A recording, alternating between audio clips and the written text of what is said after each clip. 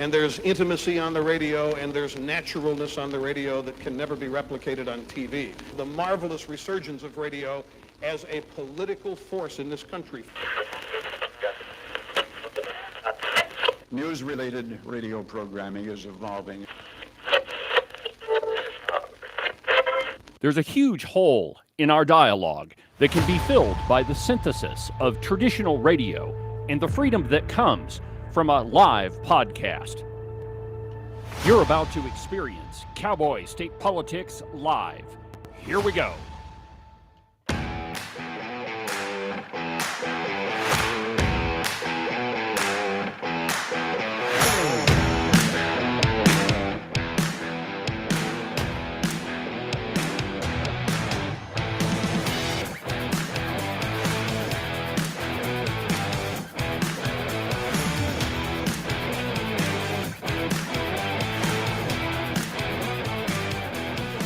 Good morning, my friends, and welcome to another tremendous installment from very high above all the puerile and insipid forms of Wyoming mainstream media.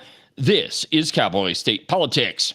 I, of course, am your illustrious host, David Iverson, firmly ensconced behind the silver Cowboy State Politics microphone and broadcasting to you from the depths of the Middle Swamp in Wyoming's capital of Cheyenne. Good morning, my friends, and welcome to the program. Happy Wednesday. We've got about a week and a half left of the 2026 budget session. And, you know, I mentioned this yesterday, but when you're down here for a long time, the days just start to blend together. And pretty soon, you've come to the end of the session and you don't realize what has happened. And it's because there's a ton of stuff that gets crammed into 20 days. Now, during the general session, things are a little bit different. You got 2 months to work on this stuff. But the budget session, nope, 20 days. And the reality is, the Democrats and the Redcoats have killed so many bills in the very beginning. That my guess is there's not enough stuff left to even finish out the 20 days. You know, I was having a conversation with the doorman yesterday. His name is Ed.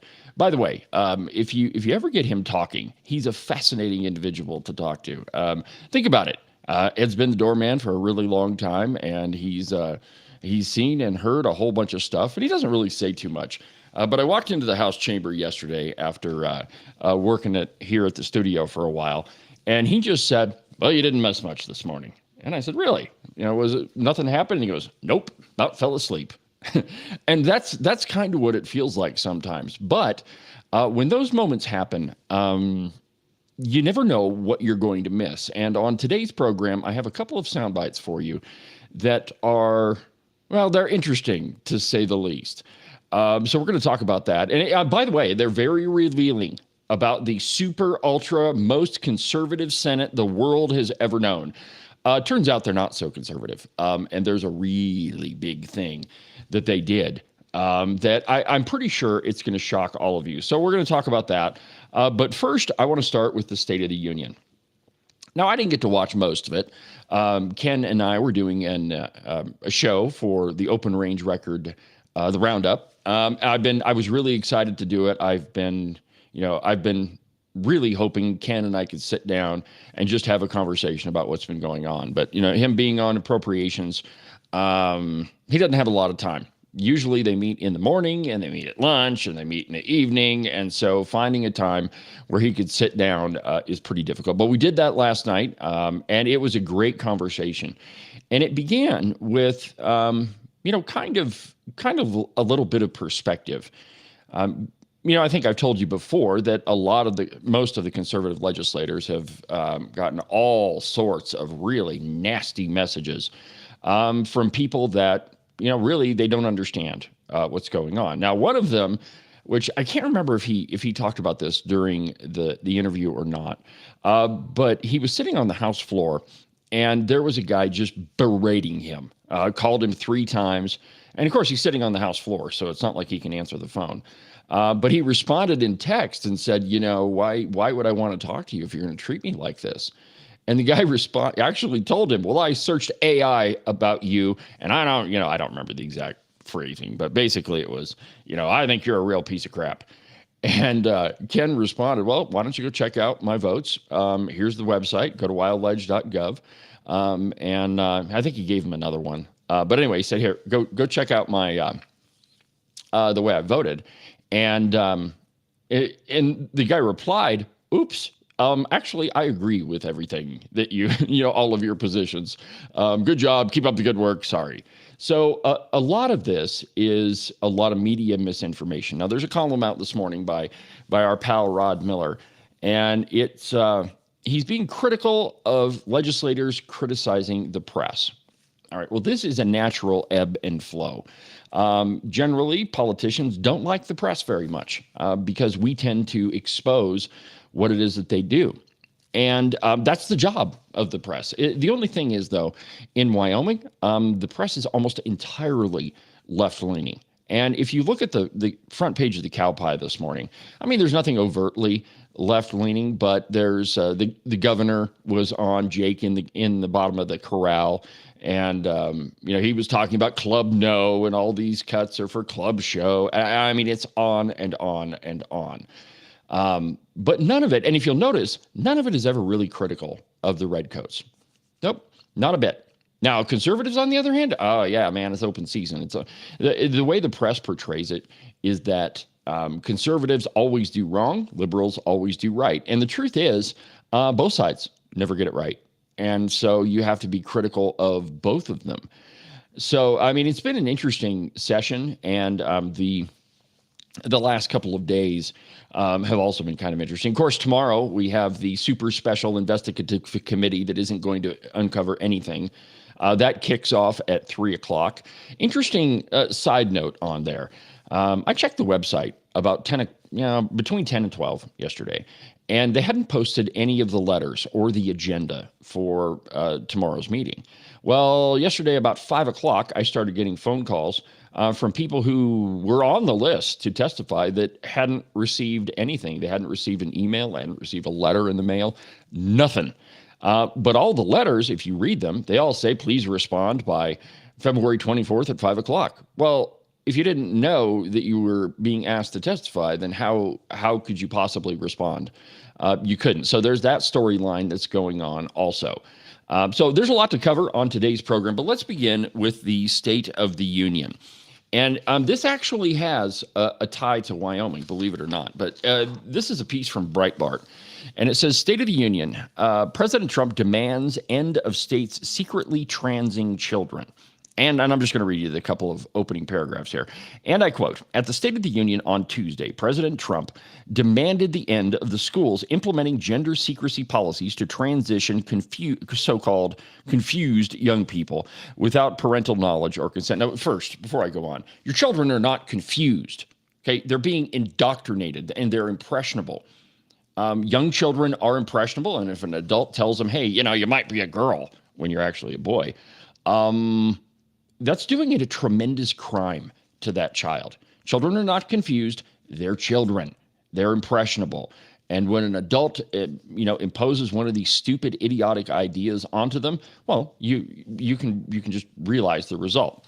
The piece goes on. The 45th and 47th president called for the end of gender secrecy policies after telling the story of one of his address guests, Sage Blair. Blair was taken from her parents at the age of 14 after school officials in Virginia allegedly tried to secretly transition her into identifying as male. Blair's mother, Michelle, who was also a guest at the address, sued her daughter's school district in 2023, alleging the school secretly transitioned her daughter.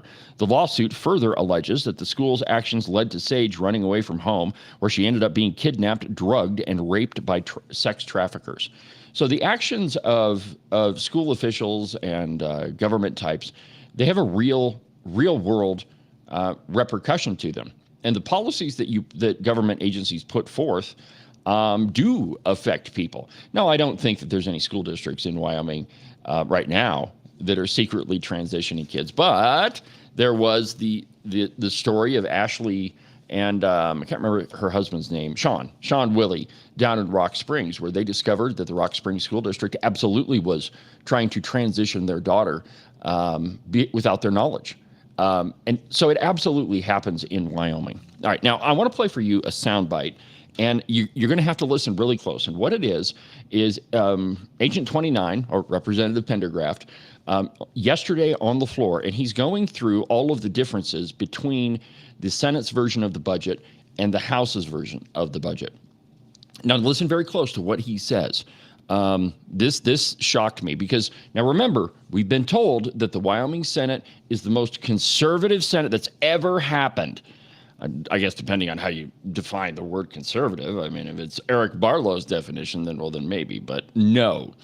Listen to this. This is crazy. Moving on to the Department of Health, we had a footnote in there that essentially said no funds shall be expended on abortions or gender transition procedures or facilities, equipment, training used to carry out these procedures, and they deleted that footnote. In the director's office. Okay, so did you hear what he said? That the House had a footnote in the budget that no tax dollars could be spent on abortions or transitioning children, and the Senate deleted that footnote. So in other words, according to the Wyoming Senate, and I'm going to look up and find out where this amendment's at, or who proposed it and who voted on it. But for the Senate to approve an amendment that allows your tax dollars to be spent on abortions and transitioning kids, oh my God, my friends. Listen to this again. Moving on to the Department of Health, we had a footnote in there that essentially said no funds shall be expended on abortions or gender transition procedures or facilities, equipment, training used to carry out these procedures, and they deleted that footnote. Wow. In the director's office. Wow. And they deleted that footnote. And so the way this works in the budget, and I'm going to play for you the discussion that Ken and I had yesterday, last night on the Roundup for the podcast today. So you'll get to hear everything that he talked about. And he didn't go into detail about this particular amendment, but he did describe in there what a budget footnote is. Essentially, you craft the budget, and then the footnotes say what that money can be used for. The way that he characterized it was the footnotes are the guardrails around the budget. So you have a line that says, X amount of dollars goes to the Department of Health. And then your footnote is going to say where exactly that money can be spent and where it can't be spent. Now, there's also another one he talked about with the University of Wyoming, where there was a footnote that said no state money can be spent on DEI and those things, and the Senate also deleted that. So what I'm telling you, my friends, is what you're hearing from the mainstream media about a lot of these politicians, mostly in the Senate, is garbage. They're towing the line and not telling you the truth about what's happening. And that is that the Senate approved an amendment that allows your money to be spent on abortions. I don't know if you agree with that. I certainly don't. But the Senate does. And now we've got to go to conference committee. And I don't even have to ask the members of the House if they're going to fight that, because I'm absolutely certain that they're going to. So we're going to take our first break. And when we come back, we'll continue. I got some videos from the State of the Union. Some of them are pretty funny, Nancy Pelosi and all. But we'll do that in just a second. But first, an absolutely outrageous profit timeout.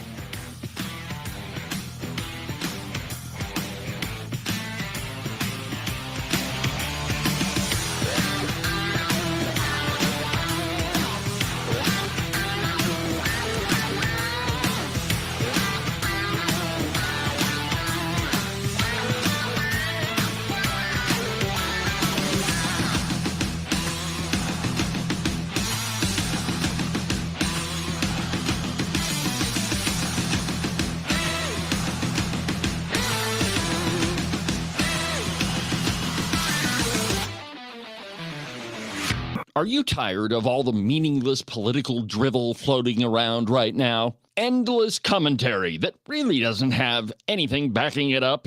Do you long for the days of true investigative journalism coming from an authoritative source who really doesn't care how popular and apparently good-looking a politician is?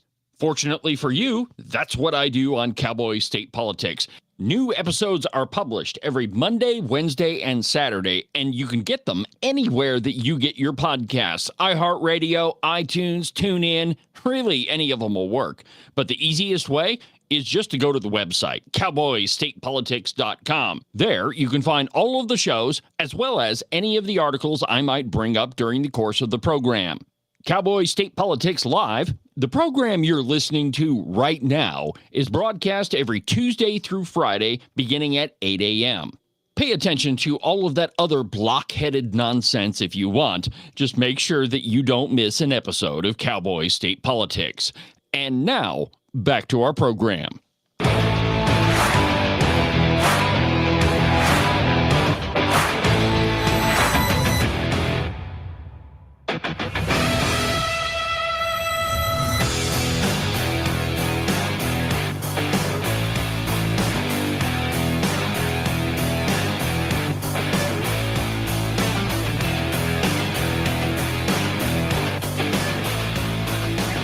Welcome back to the program, Cowboy State Politics Live on a Wednesday down here in the swamp. And I'm telling you, I feel like I'm immersed in that swamp all the way up to my neck.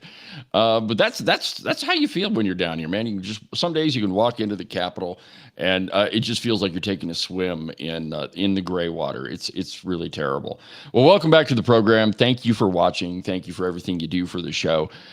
So I mentioned before we went on the break that I've got some sound bites from the State of the Union, actually some videos. A couple of them are pretty funny. Before I get there, though, I forgot to add one more sponsor into the ad, and I just want to tell you about it. The Campbell County Republican Women are hosting, and this is going to be in April, and you'll see ads of this start popping up, but they're going to be hosting Kyle Mann from the Babylon Bee. You can find more information if you reach out to the Campbell County Republican Women. It's going to be a funny show. I love the Babylon Bee. I mean, it is, and you know what's funny? They are way more accurate, and it's all satire, but they're way more accurate than most of the Wyoming media. But anyway, Kyle Mann, Campbell County Republican Women, they're going to host him in April, and I'll have more details of that coming up as we get closer. So I think we ought to play a couple things from the State of the Union last night. The first one I'm going to play for you is where Trump shamed the Democrats for not standing up for American citizens. And if I think that we all probably know this, that the Democrats are really not in favor of you. No, they're in favor of a permanent voting block, which is what all the illegal immigration was about. But here is State of the Union, President Trump shaming the Democrats. Now, there's a lot of applause in this, and it goes on for a while until you can hear him say, look at these people. They're not even standing up. But here you go. Watch this. Agree with this statement, then stand up and show your support. The first duty of the American government is to protect American citizens, not illegal aliens.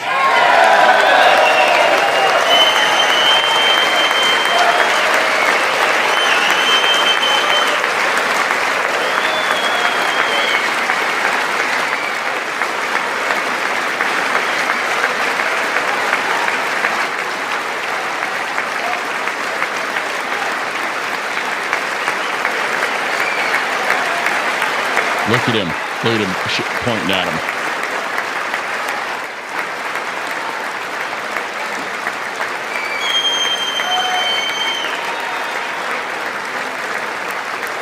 Look at them all. They're just sitting down. It's all politics to them.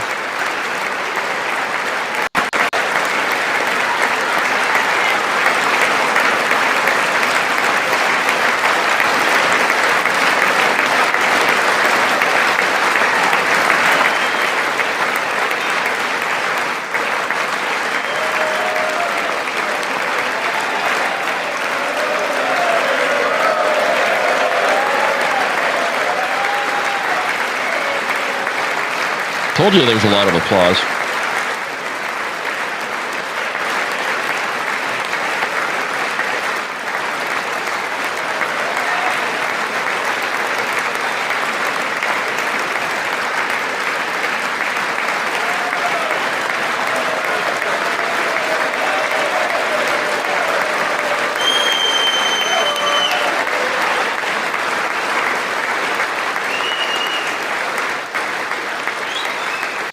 Okay, so I guess he didn't say that at the end. But you notice my point is that the Democrats, they really don't care about you or about the American citizen. I mean, for them, it's all about politics.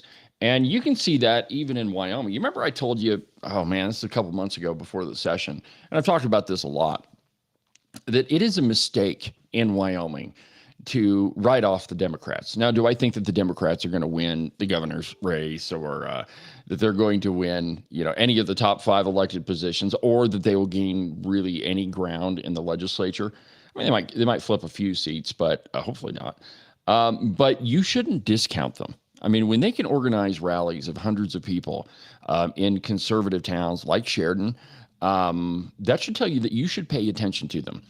And, all of it is politics. Don't make any bones about it. I mean, the Democrats are, they are absolutely political creatures. And, this super special committee, it's a perfect example of that. I've got a piece. Let's see here. You know what? I'm not going to quite go there yet. We're going to talk about Trump again, but the Democrats, okay, so we conservatives, we Republicans, we make fun of them all the time. Look at all these people, they're sitting down. Okay, well, that's pretty offensive, right? When the Democrats don't stand up for American citizens. I think it tells you volumes about them. But I think that you should pay attention to them simply because they do have an influence, and the ebb and flow of politics,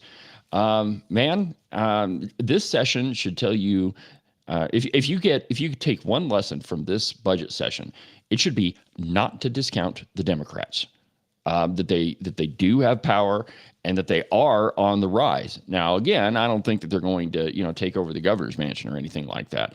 But they do have an influence, and they are flexing their muscles. All right. So before we go on to the program, did you see where Trump made fun of Nancy Pelosi? He was talking about banning insider trading in the House, and I think that this is a widespread problem. When you're in Congress, you have all sorts of information, access to just about anything.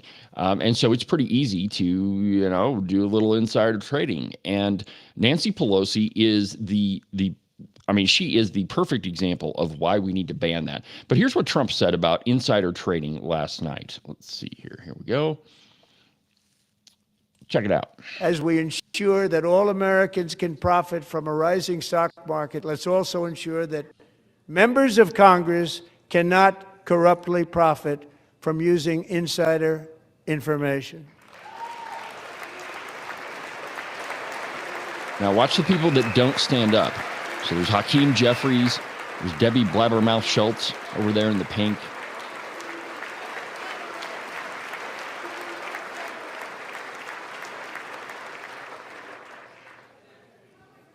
They stood up for that. I can't believe it. I can't believe it. Did Nancy Pelosi stand up if she's here? Whoa! Doubt it. Pass the Stop Insider Trading Act without delay. There you go. Making fun of Nancy Pelosi. And who could really blame him, right? I mean, that's okay, all right, it's a softball, but it was a fun one. I mean, Nancy Pelosi is the pinnacle example of a lot of things that are wrong with our country. All right, so that takes care of that. Now, let's talk about this super secret investigative committee. So this is a piece from Wildfile, and again, and here's the funny thing, and I've been meaning to mention this. Pretty much the entirety of the news media, not the Open Range Record and not this program, have teamed up. And every piece that you see coming from Wildfile or the Sheridan Press or pretty much any of them, it all says this is a collaborative effort between the Sheridan Press, the Jackson Hole News and Guide, and everybody else, and Wildfile and all of them. So they have to team up. I mean, we already knew that they were all on the same team, and we already knew that they probably all get paid by the same candidates. And maybe we should give them an attaboy for admitting it. But I don't understand why independent news agencies think that they have to team up together, unless, of course, it is all politics. that none of them are really interested in reporting the news. Rather, they're more interested in getting their candidates elected, which I don't know if you know this or not, but that's not the job of the press. And it's funny that Rod Miller has a piece this morning talking about the role of the press. And I mean, he doesn't directly address this, but I think you can extend his argument to say that, hey, the press isn't doing their job either. That's why the Open Range Record is going gangbusters right now, because we're actually doing news, that we're actually reporting what's going on. And as it relates to that, there's a great article on the front page of the Open Range Record today, and it's about the permit that was pulled for Sarah Burlingame's equality rally that was held on the 13th. Now, this is the one I told you about this. There was a couple hundred people, mostly children, out in front of the Capitol, and they were screaming, and you could hear them from about 3 blocks away, and it was really offensive. All sorts of real nasty signs. Well, we pulled the permit through a Wyoming Open Records Act request. Turns out that Sarah Burlingame filed a permit for a equality rally. In fact, she called it a Valentine's Day rally. Oh, how sweet. Heart. But it didn't turn out to be that. In fact, it was an anti-ICE, anti-law enforcement rally, and we have the permit. And so that piece on the Open Range Record, it's about that permit and how Sarah Burlingame, she had to have known that this was going to happen. But in any case, the rally the protest, whatever you want to call it, that happened was not an equality rally. And there's pictures of Sarah Burlingame in the article. You can tell that she's absolutely enjoying it. So anyway, go check that out. It's a great piece. It's written by Laura Pavey, one of the tremendous journalists that we have working at the Open Range Record. And let me just, before I go into this piece about the super special committee, let me just say a bit about our journalists. That none of them went to journalism school, because I don't believe that you have to go to listen to some egg-headed professor tell you what you're supposed to cover and how you're supposed to do it to be a journalist. The best journalism that's happening in America right now is being done by people who are independent, who haven't been working for the New York Times or the Cowboy or Liz Storr's Wildfile. But they're just individual citizens that they see something that's wrong and they want to write about it. And that's what we've assembled at the Open Range Record. And I am so proud of our staff. It's, I can't tell them enough how proud I am of them. They're doing tremendous work, and it shows. It absolutely shows. So anyway, let's go to this Wildfile piece. Speaker, former Freedom Caucus leader, not on a list as House Investigative Panel sends testimony invitations. All right, so again, these testimony invitations didn't hit the website until later yesterday, as far as I could tell. Maybe I missed them, but I don't think so. And so listen to this. Quote, a committee tasked with investigating checks passed out on the House floor did not invite 2 of the most powerful lawmakers connected to the controversy. They have to connect them to the boogeyman, because this is what this whole thing is about. This entire check extravaganza, media frenzy, it is about making a boogeyman. That's all that it is, because the committee, they're not going to find anything, because nothing was wrong, nothing was illegal, no rules were broken. Okay, maybe it didn't look that great, but they're not going to find anything. And so this whole thing, the media trumped it up to create a boogeyman, somebody, so that they can continually attack through the next election. So you see this person, they're friends with Rebecca Bextel. It's the dumbest argument, but they've gone full bore with it. So listen to the rest of this. Speaker of the House Chip Nyman and Representative John Baer, a former leader of the Wyoming Freedom Caucus, there's their other boogeyman, have both said they accepted checks from conservative activist Rebecca Bextel, but not on the House floor. Because of that distinction and the language of the motion approved the investigation, House Special Investigative Committee Chair Art, I'm an absolute jerk, Washit, did not invite them to testify. You know why? Because, none of this is illegal. None of it broke a rule. And there is absolutely nothing wrong with accepting a campaign donation. In fact, it's covered by the First Amendment. It's called Citizens United, you morons. But anyway, the media has gone to great lengths to try to connect anybody that took a campaign donation from Don Grasso or Rebecca Bextel, who, by the way, okay, she's my business partner, but I don't think that makes a difference. And you know, I don't think that it matters at all. In fact, none of this does, because it's all ginned up by the media. Let's see here. Here's what Carly Provenza said, and I find this fascinating. Quote, "The investigation is specific to the allegations in the motion," piece of crap Washit said on Tuesday when asked why Nyman and Baer were not invited. Oh, by the way, if you didn't hear me the other day, let me tell you why I referred to Art Washit as a piece of crap. So on the floor, Representative Marlene Brady, who is on the list of the people that have to go in front of this committee, or that have been invited to go in front of this committee, she was on the floor giving a speech, and Marlene is not a great public speaker. She's an amazing person. She's one of the kindest people you're ever going to meet. And she's very detail oriented. If you've ever been around her, like, she writes copious amounts of notes. Well, she took her notes up to the podium and she just read them. So Art Washit, right after, he says, it gives me pause when people read from notes at the podium. It makes me wonder, who I'm actually listening to. What a jerk. What he was doing was trying to set Marlene Brady up for his committee, and he did it on the floor. He's a jerk, and he's a piece of crap. And by the way, he throws the press out of committee rooms, too. The press that he doesn't like, namely me. Anyway, so in response to Washington's decision, Carly Provenza said she was disappointed with lawmakers who didn't speak up when the checks were first publicized. Provenza called for the investigation and made the motion on the House floor, but it only related to accepting checks on the House floor, not anywhere in the Capitol. Why would they speak up when it's entirely legal? Why should anybody have to talk about who is supporting their candidacy? It's called the First Amendment, Carly. You see, Democrats, they only like the First Amendment when it benefits them. For everybody else, you don't have the freedom of speech, which is partially what this entire thing is. This is Wyoming's version of the Me Too movement. You remember that? When Brett Kavanaugh was doing his confirmation committees, and the media and everybody was going through everybody's social media profiles and videos that were taken during college and finding out if they ever said anything that was off color. And then if they did, no matter who that person is now, the media made it their mission to destroy the lives of these people. This is exactly what this committee is.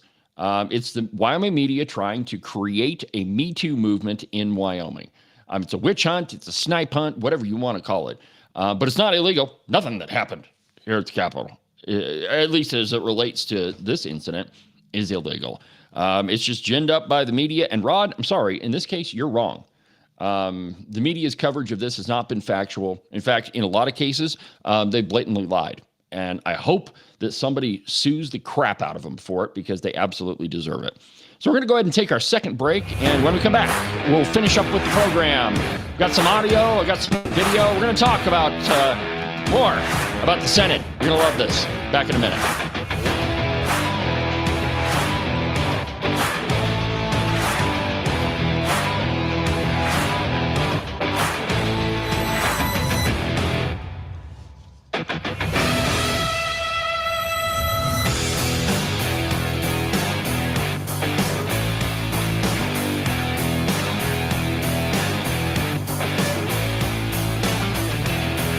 Make sure that you subscribe and follow the Cowboy State Politics podcast. You can do that from the website, cowboystatepolitics.com, or anywhere that you get your podcasts.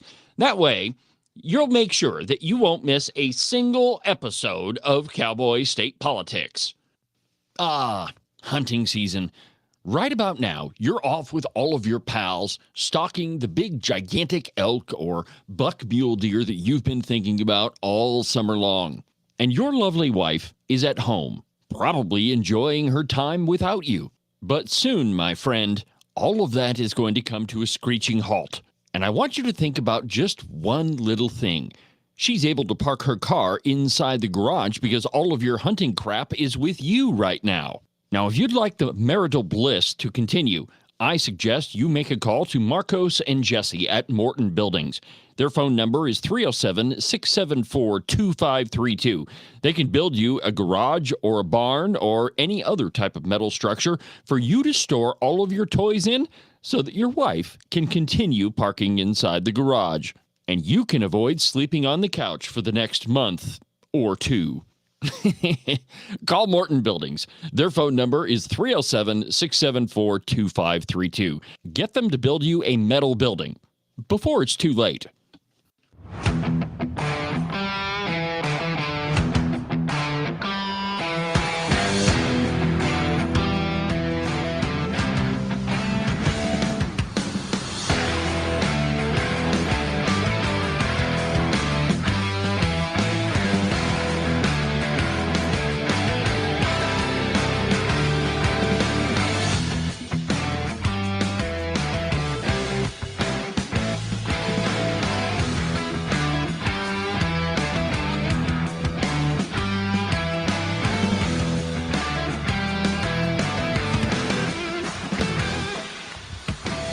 Welcome back to the program. David Iverson, documented to be almost always right 99% of the time. You know why? Because I actually do my job, because I actually do my research, and I just try to do the best and bring you the truth. And that's what we do here on Cowboy State Politics, of course, with a little bit of my opinion in there. And then, I mean, that's why you listen to this show, is to hear what I think about all this stuff.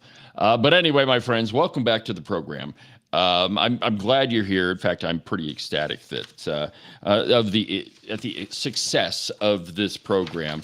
I don't know if I've told, and I don't think I talk about this enough. But checking the analytics on this show, just on Facebook alone, this show generates pretty close to 70,000 views every month. It's actually a little bit south of that. It varies between 66 and 68,000, 69,000. A couple times we've hit above 70, but that's pretty much the average. I mean, think about that. Every month, how many times this program gets listened to. I'm super proud of it, and I'm proud of you for watching it and doing your own homework. Nothing gives me a bigger kick, my friends, than when I do a story and then I see on social media some of you picking it up. I mean, it absolutely gives me a charge, and it tells me that you're paying attention, that you're doing your research, and this is the most incredible audience that any talking head host could hope for. So thank you for that.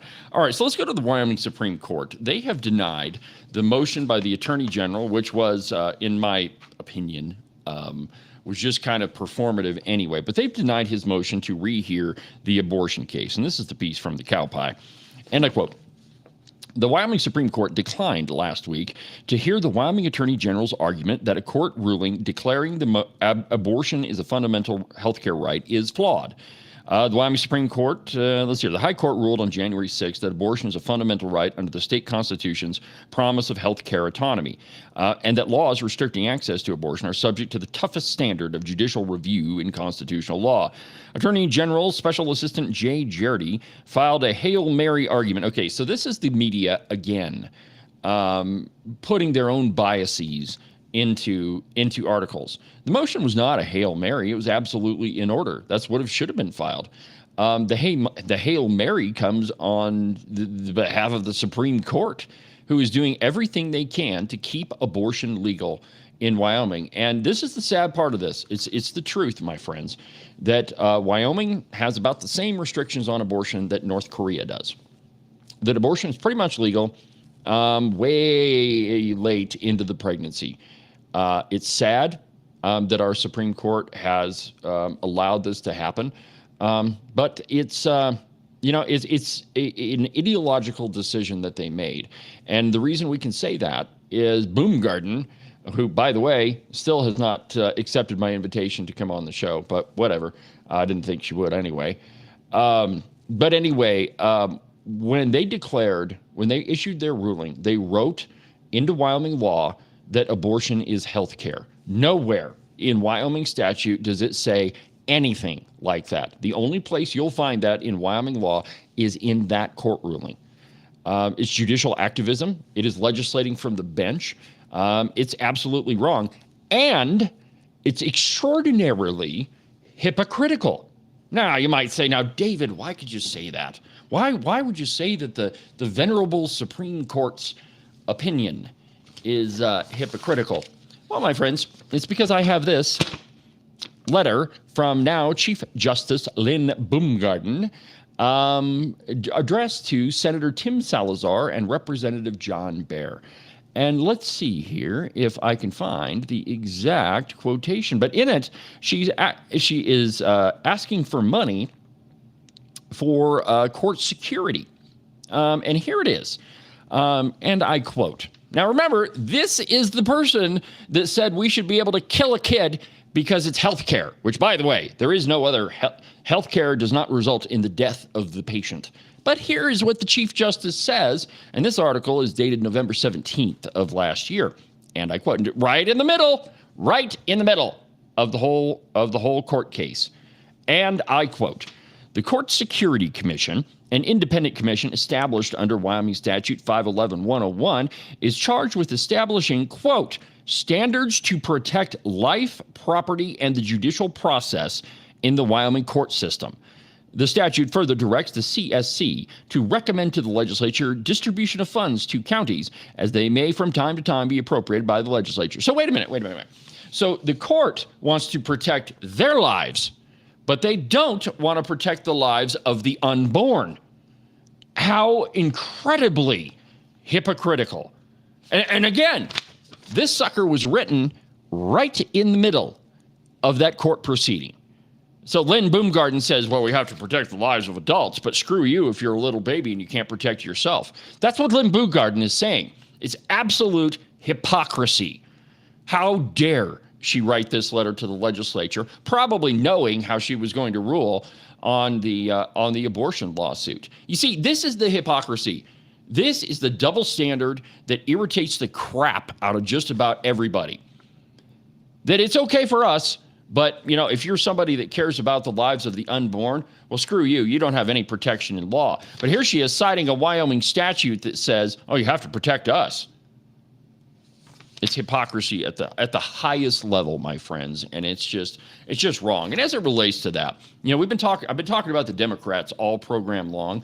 Their main argument on the floor against the heartbeat bill or any of the really any abortion legislation is, why should we pass this? It's just wasting time. It's wasting time because it's going to be challenged in the court, and it's just we should just get on with business. Here is Mike Yin saying it, but the important part is what is said after Mike Yin says his reprehensible thing on the floor of the House. Check this out. I would argue again is let's not waste more time just to have something suspended in court for another year, another 2 years. Every time we pass a bill, let's just do the right thing and make sure that we can actually have and raise families and have young people stay in the state of Wyoming. Thank you, Mr. Speaker Pro Tem. Representative Gugemas for your first time. Thank you, Mr. Speaker Pro Tem. Fighting for human life is not a waste of time. Just wanted to clarify that. Thank you. Hear, hear. You see, the Democrats, the Supreme Court, all of them, they view the lives of the unborn as unimportant. Because if they thought they were important, then of course they would rule otherwise, and they wouldn't inject their own thoughts into Wyoming law. But the Democrats, the leftists, and you can tell. I mean, there's several people on the floor. Elisa Campbell is one of them who consistently votes against any protection of the unborn. It's wrong. I think it's morally wrong. I think it's logically wrong. And it's for Lynn Baumgarten to say that we need to protect their lives and not the lives of the unborn. It's absolute hypocrisy, my friends, to the nth degree. Oh man. Well, speaking of hypocrites, let's talk about Gail Simmons. Yeah. I know. You don't really want to talk about Gail Simmons. But I don't either. And as it relates to that, remember yesterday on the show, I told you that we've got a piece coming about her. We do. It's not quite ready for prime time to use the words on the floor, but it is going to be great. I can't wait to unleash this one on her. And actually, you know what? It's not that I can't wait for the piece. I mean, it's well written and I love it. But really what I'm waiting for is Gail Simmons' reaction when something negative comes out in the press about her. So I've been waiting on this one for a long time, my friends. You know, timing is everything. And I think that this is the perfect time to just let it loose, let it fly, and see what Gail Simmons does with it. Now, in the meantime, here's what she writes in the cow pie, and I quote, on the number of amendments tells you more about this budget than any press could. On second reading in the Wyoming House of Representatives, amendments exploded compared to prior budget cycles and compared to the Senate's work last year. The spike was dramatic. The debate lasted 20 hours. The Senate completed its second reading in 2, because all they did is go back to the governor's recommendation. You see, Gail Simmons is known for not giving you the whole story. She'll get in front of a committee and she'll utter like some stupid statistic that she's probably made up. And that's the end of it. She never gives both sides of the story.